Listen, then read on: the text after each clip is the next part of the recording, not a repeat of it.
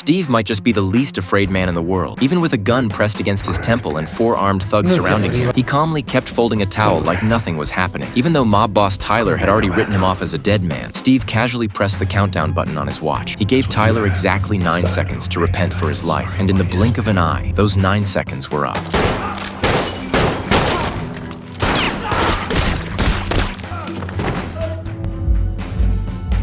Steve took out everyone in the room in an instant. He picked up a shotgun and stared at Tyler, who was barely clinging to life and crawling on the floor. Without hesitation, Steve ended him with a single shot. As Steve walked out of the house, he spotted a kid sitting in a car. It was Tyler's grandson. Steve had no intention of hurting a child. He simply told the boy to stay put and not move. But just a few steps later, Steve was shot in the back. The shooter was the boy. When Steve turned around, the kid dropped the gun and ran off, terrified. Steve never raised his weapon. He couldn't believe a child that young had just shot him. He collapsed to the ground, stunned and helpless. Maybe evil can never truly be wiped out. Maybe this was God's punishment for all the years Steve spent fighting violence with violence. Even a man who's always stood for justice gets tired eventually. Maybe it was time to put an end to his own story. Steve drove his car onto a ferry, bleeding from his stomach. With nowhere to go, dying somewhere unknown seemed like the best ending. But fate had other plans. A kind stranger found him unconscious by the roadside. When Steve woke up, he was lying in a hospital bed. An old doctor had saved his life. Seeing the gunshot wound, the doctor asked him a simple question. Allora io le chiedo,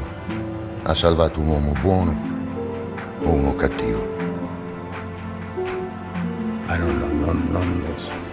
But Steve had no answer. His past was a blood-soaked book that no one should ever open.